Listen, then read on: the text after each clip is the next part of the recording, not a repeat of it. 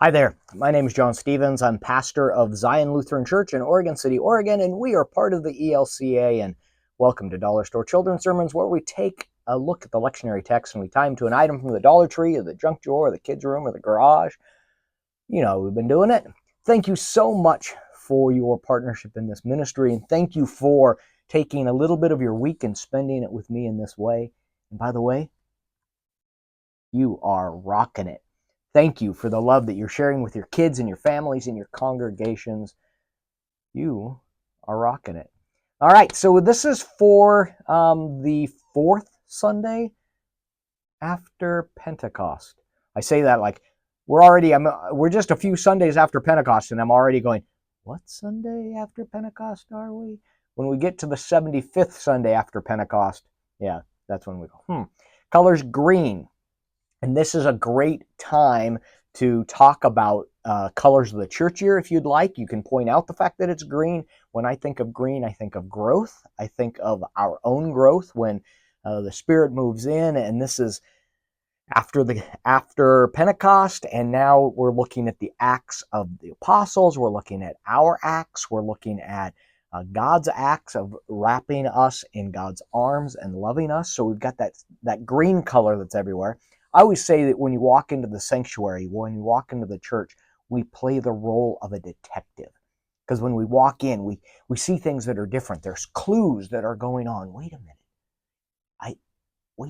I think that's, and you can tell, and whether it's if the Paschal candle's lit, or if maybe the baptismal font, if your font is movable, maybe it's in a different place, maybe it's in more of a central place, where I hope it is. But if it's not, and you happen to notice that it's there, you're like, oh, maybe there's a baptism. All of these clues that we see. And green is one of them when we look at this season that we're talking about our growth. We're talking about how God tends to us and all of that. So we got the green.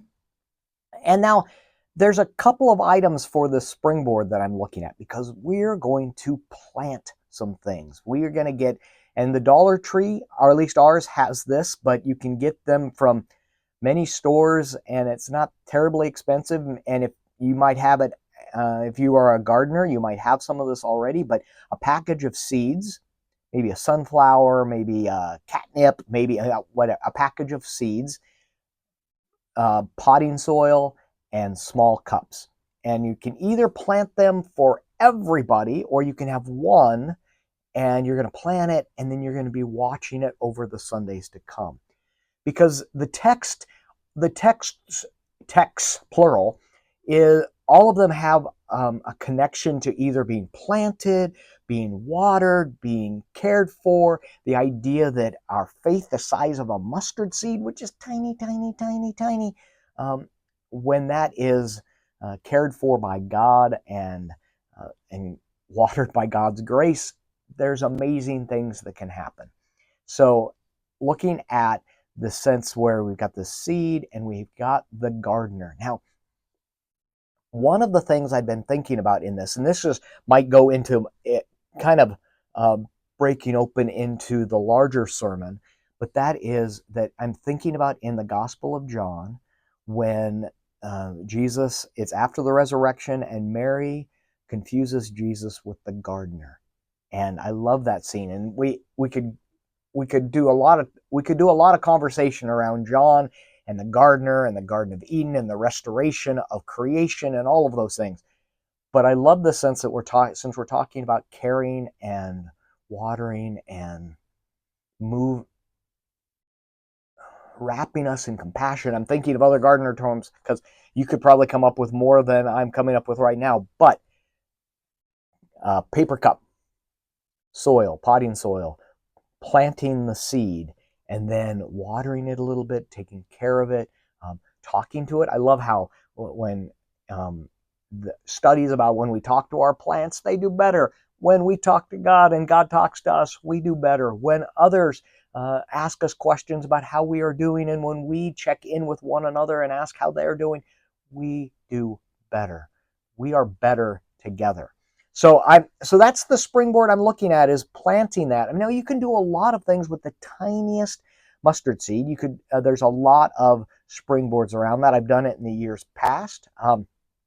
If I've done before that, and this was just a couple of months ago. The practical joke where you put a roll of, you put a thimble, not a thimble. Thimble would be on your thumb. You put you put some thread. You've got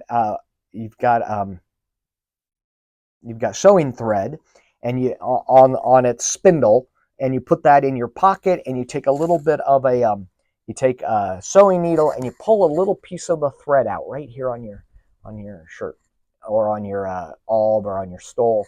And the idea is that you see it. You've got a small little piece. You see it, and you pull, and you pull, and you pull, and you pull, and you pull, and you pull, and you pull. It's like you look and you go, oh wait, maybe, is this a Ruthie hair? Because I got a cat. Is that a Ruthie hair, or is that a thread?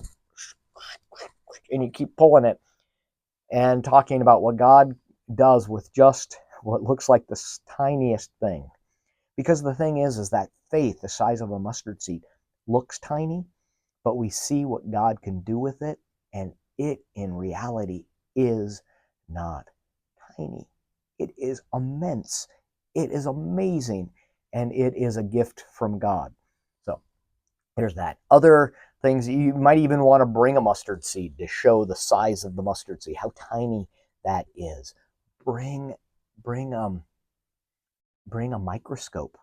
Bring a microscope and look in even tinier.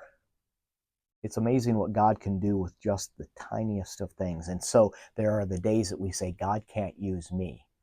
So, God can't use you. Look what God has all of the things that God has done with smaller, and anyway, there we go.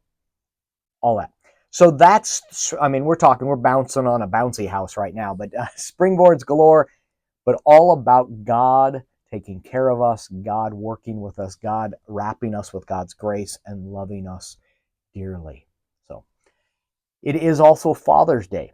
And so if you wanted to tie in about those that are in our midst, those who act fatherly to us, those who act with compassion and love and wonder and grace and walk alongside us in this life of faith, you could lift them up. And so anyway, all of those things that you could work with. But I'm going to leave you here. Thank you so much for your partnership in this ministry. Thank you for the love that you're sharing with your kids and your congregations and your families. You are rocking it. All right? Peace.